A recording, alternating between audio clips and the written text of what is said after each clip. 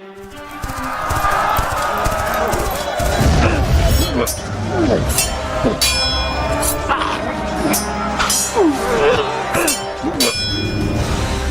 Geeky with Gamer Leaf, the podcast in which one man strives to level up his geekhood and helping you do the same, one battle at a time.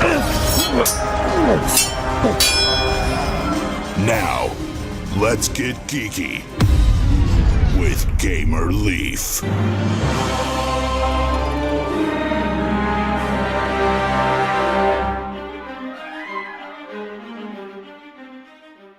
And on this blessed morning, Brother Bartholomew? Bart looked up from the wet length of rope he was currently winding around the underside of his elbow. A mundane task, one so commonplace that his mind often wandered off as he did it. There had been times that he had looped and wound that very same wet rope around his arm for a half an hour, and only snapped out of his empty stare when his lead hand had slipped past the frayed end and swung wildly into the air. Just like a foot surprised to find there was one more step left in the staircase. Bart shook his head.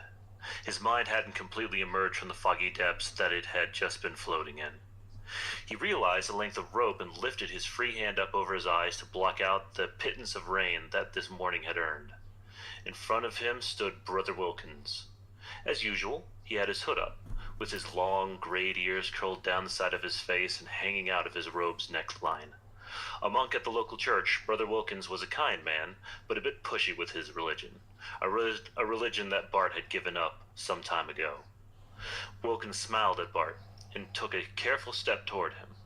Managing to miss two rounded and worn cobblestones of the street, Wilkins' foot landed directly into a rather deep puddle. Bart's eyes dashed away from Wilkins' face and chased the source of the splash he had just heard. When he finally arrived at the source of and found both of Wilkins' feet soaking in a puddle, he couldn't help but let out an audible, "Huh." "Did you hear me, Brother Bartholomew?" Wilkins said, as he pulled his hood back from his face and allowed his long, furry ears to roll up into the air. Bart replied as his eyes moved back up from Wilkins' feet, past the soaked bottom of his robe, and back to Wilkins' face, where he found his eyes locked onto him. Wide and glassy, like the skin was stretched tight, trying to hold his in their sockets. His smile visibly strained, the last bit of flesh holding his teeth in place. "Right," Wilkins said. "Brother Bart." "Just Bart, no brother." Bart wiped away the rain that had gotten matted down into his fur along his forehead. "A shame you fell out of favor with the church." A few beads of water ran down Wilkins' head, over one of his eyebrows, and streamed into his eye. Bart winced empathetically. He was familiar with the sting of that saltwater air caused the rain to have, but Wilkins didn't notice. His wide eyes and strained smile sat frozen on his face. Bart cocked his head and then looked back to the rope, finding it more comfortable to break eye contact with Wilkins. "Way I figure it, church fell out of favor with me." Bart began wrapping the rope under his elbow and over his hand again. "Ain't nobody in Barnacle Bay, nobody that got sense, have the time or money to go to church the way you expect them to. Sure, fine, once a week, that's okay. But when you're saying 3 times a week, and then after that every day, now you got them coming for a morning service and then again for an evening service." "Only if the sermon moves them," Wilkins interrupted. "Sure seems like whenever you're preaching now." Bart trailed off as he glanced over his shoulder. Down the road a ways the church began to ring its bells. Meant to call for the town to gather, the bells had become a needless routine. Now most of the town folks were already gathering around the doors of the church before the bells rang. "Truly, it moves the enlightened ones," Wilkins quietly said, seemingly to himself, but loud enough for Bart to hear. Bart turned his focus back towards Wilkins, but when he did, he found a visage he was not prepared for. Still frozen in a painful smile, Wilkins' face was now covered with rain. His hair matted down to his flesh as the rain poured past his eyes, down his cheeks, dripping into the bunched-up collar of his hooded robe, a robe that was now well beyond damp. Bart stuttered. I got to get to the boat." He stood up and slid the now wrapped rope over his shoulder. He tucked the frayed ends through the rope itself and bent over to grab his folded-up net. That's about the only good thing your church has been doing lately, keeping less and less people off the shore at peak fishing times. Bart turned back to Wilkins. I guess, in that way, yes, it is a blessed morning. Bart began his short walk towards the town gate. Two massive wooden doors guarded by the biggest brutes in town. Well, usually guarded by the biggest brutes in town. It had become all too common for the guards to not be at their stations when church was in session. This morning, of course, was no different. The guards were among mass of folks waiting for the church doors to open. Bart found it funny. Only in Barnacle Bay could bears become religious. Must be the boredom, he thought. No, Brother Wilkins called out loud enough for Bart to hear him. Any morning in which the water overtakes a land is a blessed one. It's called rain, Bart huffed, calling back loudly without turning around. The only thing it's good for is soaking your clothes and breaking the surface tension of the sea. Gets them critters on the bottom to rise to the top. Bart reached the large wooden gate and pressed on it. It swung open slowly while letting out a pained growl. Rust on steel accompanied by rotted old wood cracking around the bolts that held it up. And they will, Brother Bartholomew, and that they will, Wilkins said in the distance just loud enough for Bart to hear. Bart left the gate open as he stepped out onto the rocky shores of Barnacle Bay. If they want to keep the gates closed, they need to keep the guards on them, he thought. Bart made his way down the uneven shore, pushed closer and closer towards the coast. As usual, a thick fog blacked out the beach, making it nearly impossible to see the pitiful dock where Bart kept his boat. It didn't matter, though. He knew his way. At this point, the fog could be blinding and deafening, and Bart could still find his vessel. The path from his house to his boat had been permanently etched into his brain like ink on a canvas map.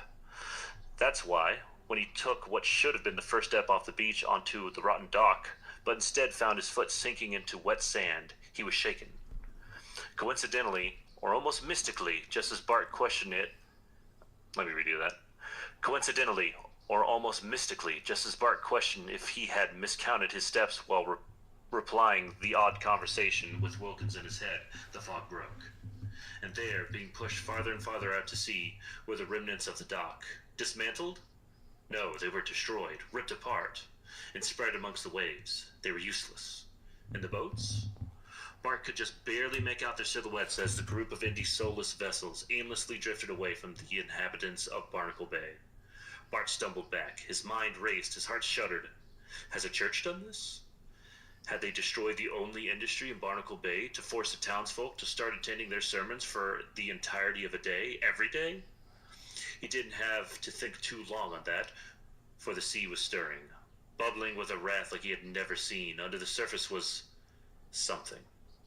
Something that was obscured by the fog and the foam from the waves, but something that didn't want the dock to be there. Something powerful enough to remind the inhabitants of Barnacle Bay that they did not hold dominance over the ocean. Bart turned back and looked at the rotting walls of Barnacle Bay. The wood fence that was for so many years had only stood up against the rolling fog looked aged and frail. He felt it in his stomach. There was no safety to be found in his home. But where else do you go? Bart stumbled over the loose rocks and sand. He tripped and fell in his hurry to return to the warmth of his home. He told himself, a nice fire and dry clothes, and before long the Wanderers Guild would be here to discover just what had destroyed that dock. Through the fog, Bart could see that the gate he had left open, and just beyond it was the silhouettes of the townfolk milling about the streets. They must have gotten out of church early. He felt his feet land harder and harder, step after step, his heart pushing him to move farther and faster. Normalcy, it was there, just past the last stretch of beach and beyond the gate. His home. His home was so close. That's when a guard stepped through the fog. It was one of the bears, maybe Roman, but it was impossible to tell at this point. Twisted and hairless, the guard had been changed into some kind of thing.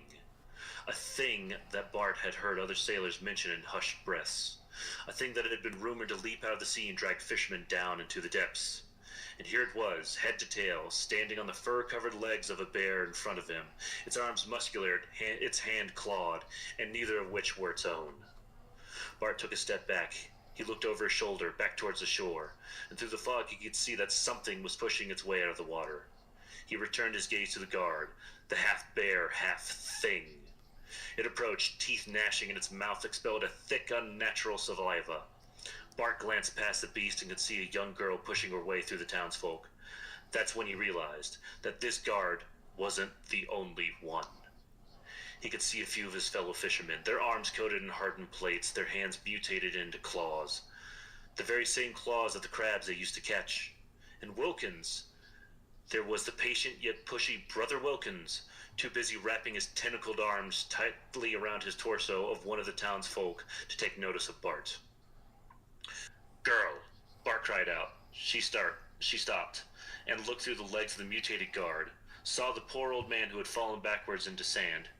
Go and tell the Wanderers Guild." The girl's face fell sullen as he watched the guard move closer to Bart. They locked eyes for a moment, and in that moment, the fear drained out of her face. Instead, it became filled with an empathetic sadness, a realization that both she and Bart were resigned to the fate that lay ahead of him. She let those sweet, sad, innocent eyes meet his for another moment longer, then she broke and pushed her way past a few more creatures and out towards the gate that led to the mainland. Bart looked up from where the girl once stood and focused his eyes on the beast that was now just a few feet in front of him. The thing opened its mouth, its saliva stuck to its teeth, creating a spider's web of thick, sticky strands. It leaned in, and Bart could smell a heavy stench of recently deceased flesh, wafting from the deep within that thing's belly. He closed his eyes, and for a single brief moment, the rain went from falling cold and blunt upon his head to warm and sharp. The end. Barnacle Bay was once a peaceful fishing village until the evil cult leader, Elder Bane, took over the town and used his dark magic to corrupt the inhabitants of the city.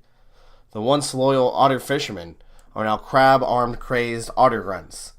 The monks from the church are now tentacle bunny zealots and fishback casters. And worst of all, the bears of the town are now berserking bear sharks.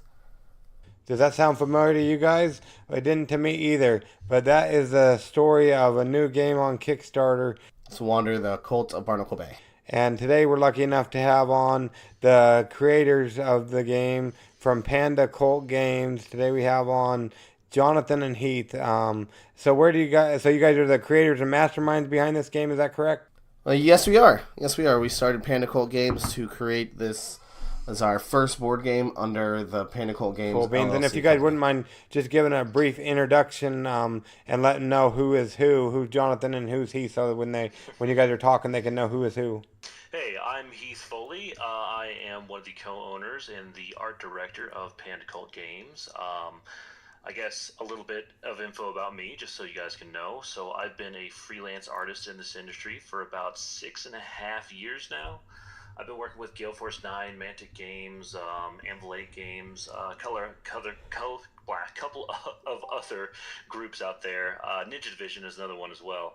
But we got to a certain point where I was doing art for all these companies, but I was watching them go to Kickstarter and make a gratuitous amount of money on some small piece I did, and I remember thinking, why can't we do something like that? Why can't we create a game and use art assets of our own and start trying to put something together? So about 1.5 years ago, Jonathan and I kind of got together after a Kickstarter that we did together to get a successful line of miniatures done, and started brewing up this game. And that's basically the backstory for me, and I'll let Jonathan tell his side. Hey, I'm Jonathan Phillips Bradford, and I am the other co-owner of Panda Cult Games and the lead of game design on the game of Wander, the Cult of Barnacle Bay. My background in the industry has been mainly video production, marketing, and then kind of a behind-the-scenes guy for a lot of things. I was with Cool Mini or Not for 5.5 years before leaving to do my own thing. A lot of people don't realize, as back 5 years ago, there was probably only about 10 of us working at the Cool Mini or Not company, which is which a lot of people would be astonished to hear, because it always, even from the get-go, Cool Mini always seemed like a huge company. While it was having immense success, there were still very few of us in the Cool Mini office, so we all kind of wore a lot of hats. So even though I was just doing my main job was video production, I was also getting to, I like to say, learn a lot through osmosis. I've got to see a lot of the games get designed from beginning to end. I got to be a part of the playtest team, and after a while they realized I played a lot of games. So they would start bouncing ideas off me, kind of using me as a litmus test, as what they thought, trying to get a general feel of how people feel from the mechanics, how easily they learned them, and so forth. So being at Cool Mini or Not was an amazing learning experience, and such a great time working there. But then after a while, I wanted to create my own video production company for doing video production for all the game companies, which I still do videos for Cool Mini or Not at times, and I do videos for Ninja Division, USAopoly, Cryptozoic, a lot of different guys, and it's been fantastic. And then our next chapter was starting our own game company. We've both been successful in our own little ventures and wanted to see how far we can go with it. And now here we are today with our super awesome Kickstarter that funded in the first 27 hours, which is just amazing to us. It's literally a dream come true.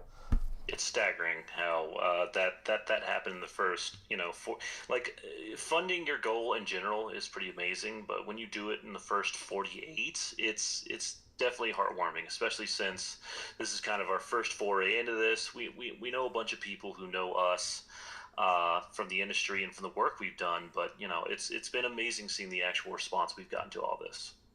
Yeah, that is awesome. Yeah, just how quick it's funded, looking at it or whatnot. So let's see here. So going back to the beginning, well, I guess a little bit more back to the beginning. How did you guys both get into the hobby? I guess I would. So I was, if I'm going all the way back, I was attending Savannah College of Art and Design in their sequential art department during my senior year. And I remember during one of my classes, I think it was senior project or fantasy illustration, something like that, I was doing a bunch of red wall pieces for fun as part of a project, which, if anyone out there is familiar with Redwall, it's a fantasy world with animals as the main characters. I've always loved that concept. I grew up watching Robin Hood and Sonic the Hedgehog and old Disney movies. Anthropomorphic animals were always a thing I was familiar with, and the idea of drawing them would be a whole lot of fun. So for that project, I did it. Well, a few years after college, a buddy of mine from one of those classes remembered that portfolio, and he actually was the art director for a little company called On the Lamb Games. So On the Lamb actually decided to pick me up for a few illustrations. Their game, Brushfire, at the time, was all animals and armor. It was basically, it was almost straight from a Brian Jacques story. So I did a few illustrations, and I didn't hear anything from them for about a year. But they basically hunted me down like bounty hunter style. It was very strange. They had no information on me whatsoever, but they somehow found me and said basically that they got rid of their old art director, but they loved my work so much they wanted to kind of bring me back into the fold. So I was like, yeah, sure. I love doing art for you guys. So let's see where this takes us. So I started working with them. And one year they decided to bring me along with them to Gen Con to help kind of sell some models and sell the game and really go to a big gaming convention. Well, I can't thank them enough for that, because that first year I was at Gen Con was incredible. I had a little portfolio of some work I did in college and some of the work I did with them, and I just started going around, handing out a portfolio, having a smile on my face, shaking some hands, and meeting some people. And within 6 months of that convention, I was basically working full-time as a freelance artist in the industry, doing mostly a lot of work between two companies, which was Mantic Games and Anvil8 Games. So from there, I kept working and developing the skills and kind of just doing stuff in the industry. And I think it was Gen Con. I think it was Gen Con where I actually met Jonathan's wife, Elizabeth Beckley, who is a fantastic and amazing miniature painter. But she basically told me, oh yeah, my boyfriend at the time, they were boyfriend girlfriend at the time. She said, my boyfriend is he lives in Georgia and I live with him. You should come over sometime so we can hang out. And I remember thinking, yeah, sure, that sounds cool. Well, lo and behold, Jonathan and I meet, and instantaneous best friendborn. We started. The funny thing is, we really bonded over really stupidly hard video games like Bloodborne. Bloodborne was the first one where he was like, "Ah, we should play Bloodborne." I heard it's hard, but it's 2-player, and I was like, "I'm in. Let's do this." Well, nothing quite bonds you with another human being like dying repetitively thousands of times. Exactly. So, yeah, it really built up a friendship, and over a certain amount of time, I started showing Jonathan these little fun animal hero designs I did. And I remember specifically, he was like, "Hey, you need to turn these into a miniature line." Yeah, actually, I remember if you on our Kickstarter page, there's this art piece of Roland, our red panda warrior, like in the snowy mountain, and it just caught my eye, and I was like, "This is my favorite thing I've ever seen you draw." I was like, "These would make really, really cool miniatures." And we did the miniature line. I was like, if we can do a successful small little Kickstarter and create some buzz off of just a couple of 5 miniatures, then we can try to do a board game. And then the Kickstarter went well for the first small one. We got seven miniatures made when we're only planning on doing 5, so we got 2 extra characters made off of it. And then over the past year, people have been painting up their minis, excited about it, and saying, "All right, cool, these miniatures are awesome, but what do I do with them? Where's a game? We want to do something with these guys. We want to play a story." And then we started immediately designing Wander, the Cult of Barnacle Bay. Yeah, absolutely. Basically making our dream game, Dungeon Delver, that we just, that we would want to play repetitively. And we have. We've beta tested it a couple thousand times now. Oh, more than that. I would say thousands of hours. Thousands and thousands of hours. Yeah, we can't. Counting the hours is problematic. But anyways, I don't want to keep rambling on. I want Jonathan to tell you a little bit about his past with this stuff, because it's fascinating. Sounds good. Okay, I don't know about fascinating. As for gaming, I've always grown up loving games. I've always been.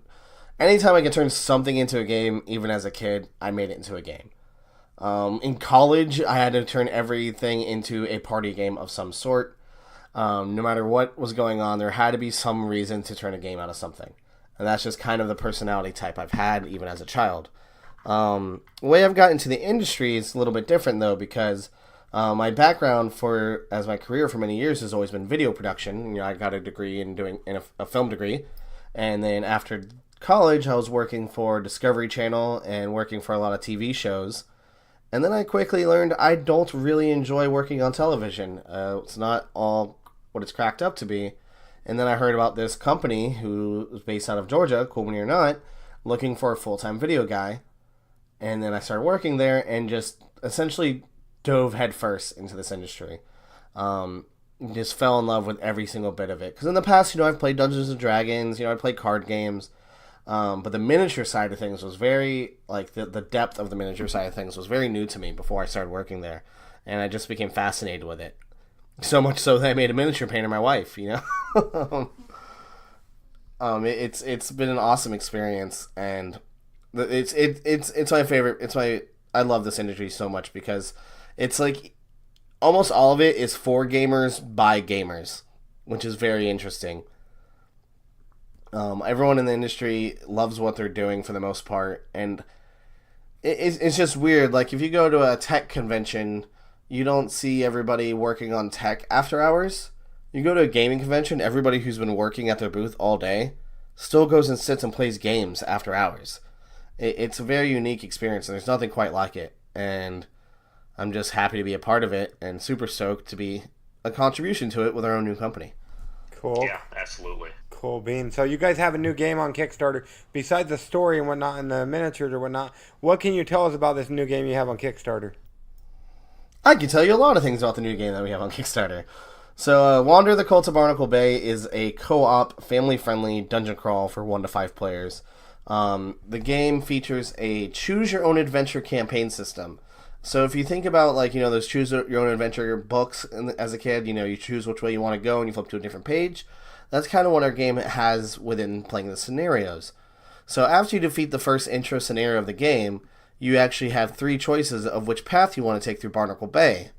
And then you have to do, after that second scenario, you have 3 more choices, and then you fight your first mini-boss. This is repeated over and over. You have over 22, well, actually at the Kickstarter now, 24 scenarios in your campaign to choose from, which allows you to end up playing a whole campaign, which is roughly, off the top of my head, 9 missions. So you can play the whole campaign 3 times over before playing all the scenarios. The game is, I'm trying to think, I've been going on about it for so long and running out, trying to remember all the things I need to say. That's the basics of like the elevator pitch of what the game is. The gameplay's super easy, super easy to play. But since it's a co-op game, we really want to make sure the game is challenging to win. The intro scenario is kind of a little bit more simple because it's there to teach you the mechanics and it's intended to be won pretty easily. But we have seen people lose it several times. But our biggest mantra is keeping the game easy because it doesn't, and then keeping it fun. So we've taught the games to kids from around 8 years old who picked up the mechanics of the game and with some help of their parents, kind of guiding them and playing together as a family. But we also want to make sure the game's challenging enough so you have to make the right decisions and really work together as a party or the game will kick your butt really quickly. There's no DM in the game. All the enemies and bad guys are fully automated with their own AI system. So the game will kick your butt on its own pretty quickly without the help of anybody playing it.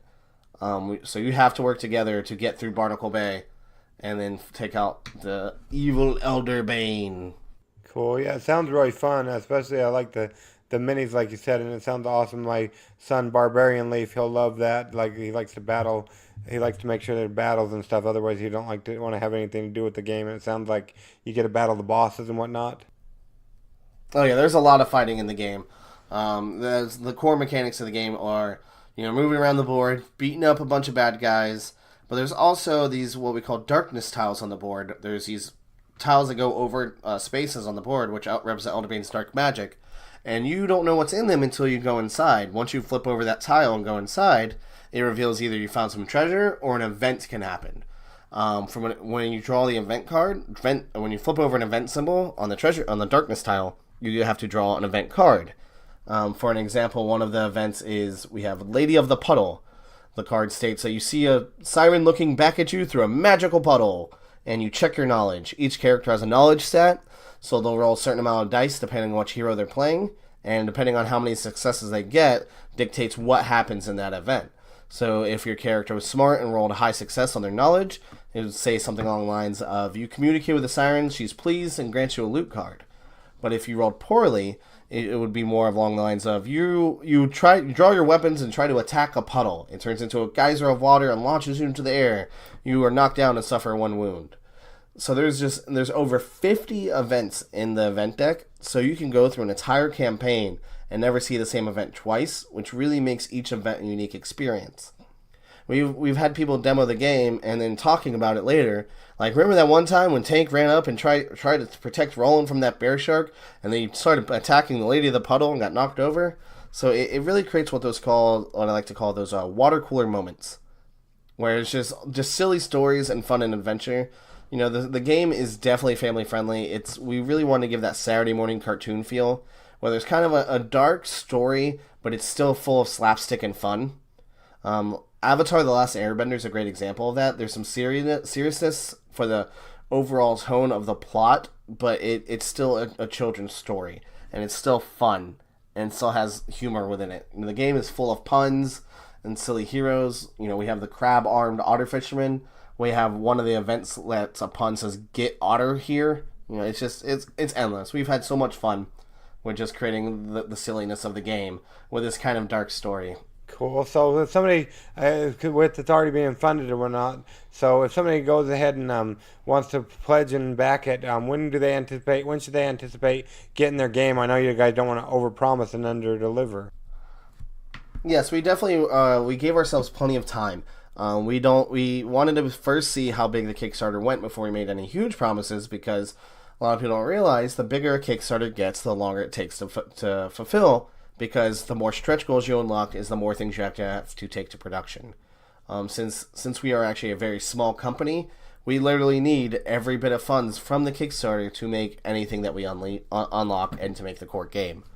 So, depending on how much stuff we get unlocked, we're trying to guarantee it will be out within a year. We're aiming for September 2018, but if everything goes really well, we expect to be able to get it out to people much sooner than that. But we don't want to try to make any promises and then forgive later. We'd rather give ourselves enough time to make sure we make the most quality product we can and get it to people within a reasonable time. Cool. Yeah, I know we've backed some stuff from, not a dog on anybody, but from certain companies, and then it takes forever. But yeah, I understand the dilemmas that comes with backing or not. Just with, I think communication is important there to the backers and what. Oh, yes. And luckily, working at Colmany or not for so long, I learned a lot of the process of how to get a game on Kickstarter, the steps you have to take to get it on the correct production schedule, and getting it to people's doorsteps in the best way possible. There's always things that you can't account for, though. There's, one time when I was at Colmany, there was that huge, what was it? The shipping strike. Huge shipping strike, which delayed a lot of the Kickstarters. But at that point, there was nothing we could do about it. But other than things like that, natural disasters and things happening in China, there's not a lot we can handle. But other than that, we are pretty certain we can get this quality product to people in a good, reasonable time. Our main goal is to try to be able to have it for Gen Con next year and get it to people's doorsteps. Cool beans. So, and now I don't know if either of you have listened to the podcast before, but the next part of the podcast is AAA. It's not a triple A, as somebody pointed out to me, not the car thing, but it's actually the Adventures in Application Acquisition, where we talk about an application. It doesn't have to be related to board gaming or anything like that. Do either of you have a favorite application or application you use a lot? It can be on a cell phone, on a tablet, on a PC, computer, video game even. We play a lot of video games. I do all the marketing for the game, so I'm constantly on Facebook, Twitter, and all social media things. I don't really know where to go with that question. Is there a favorite video game maybe that you guys have right now? Yeah, favorite video game? We could talk about what we're playing right now, or we could talk about our all-time favorite games. What would you rather? Oh, whatever's better. We could easily talk about Bloodborne for days. Bloodborne is probably that game took me by storm. I never played any of the Dark Souls games before. Okay, well, I can talk about our favorite game that we've played that really brought us closer together as friends was Bloodborne. I've never played any of the Dark Souls games before, but I'm always really excited at any game that's really challenging. And then I heard about the Dark Souls games, and then Bloodborne came out, and then I just had to try it because I've heard so much about Dark Souls. And little did I know is the game secretly reveals itself to be a Lovecraftian game, which also just was right up my alley. Panda Cult Games, Eldritch Studios, it's kind of obvious I'm a big fan of Lovecraft. And a lot of Lovecraftian fans may recognize the story of Barnacle Bay to be kind of slightly inspired by the story of Shadows over Innsmouth.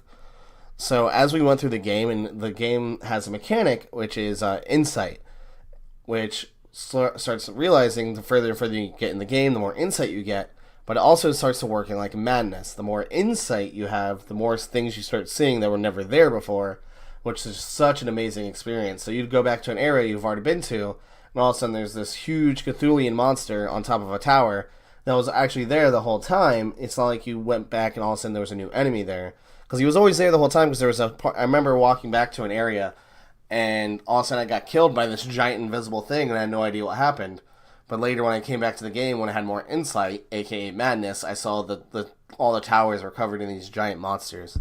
And there was just something about games being challenging again, which is just very nostalgic for me. Growing up playing video games like Mega Man and Super Mario Brothers, you go back and play those games, they're not easy to beat by any means. And in the modern day, video games have kind of become these, how do I say, like, playable movies in a sense, where they're fantastic, they're beautiful, you get an amazing story, but it's not so much of a challenge. You're kind of just going through the motions and exploring stuff, which is super fun.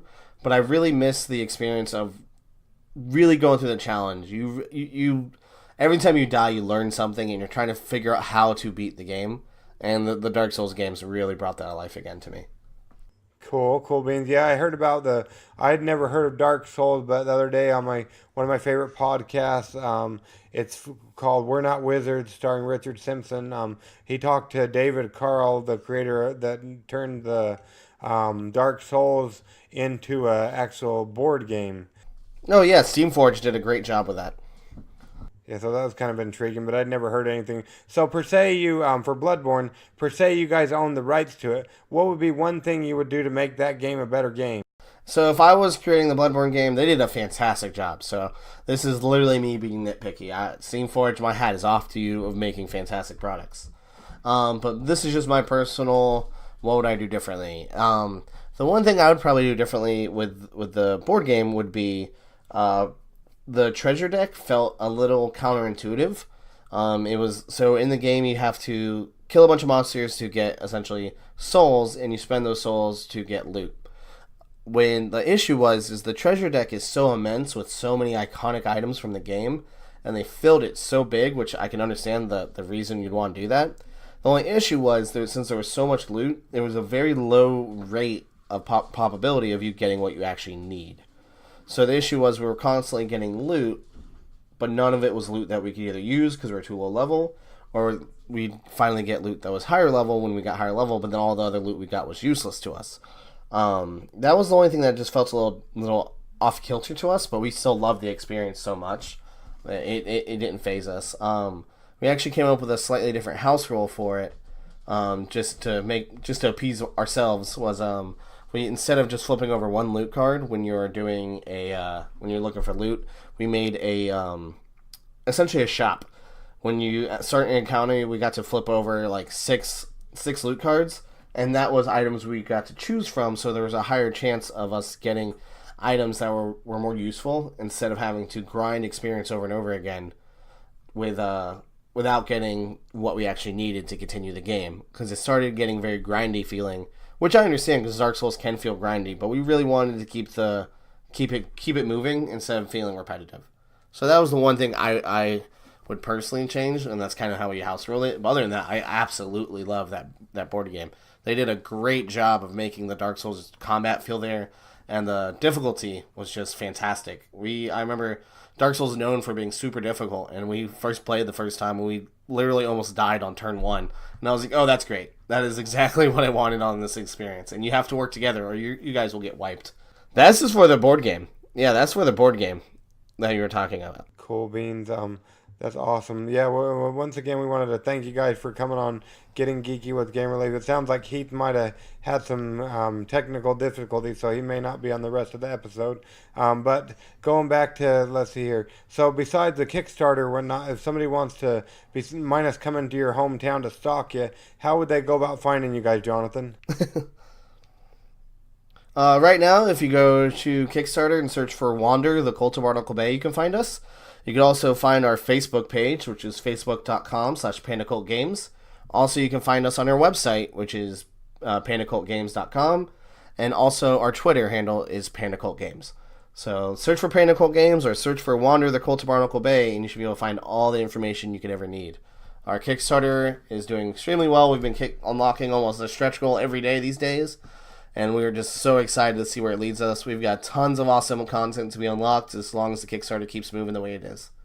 Cool. And we'll go ahead and make sure we leave all that in the links on the show notes so they can be able to have something to say for that. But yeah, once again, I wanted to thank both Heath and Jonathan from Panda Cult Games for joining us. So once again, thank you. Thank you so much for having us. We had a great time sharing our little story of Wander, the Cult of Barnacle Bay. No problem, and good luck on the rest of your Kickstarter. You have a great one. You too. Thank you.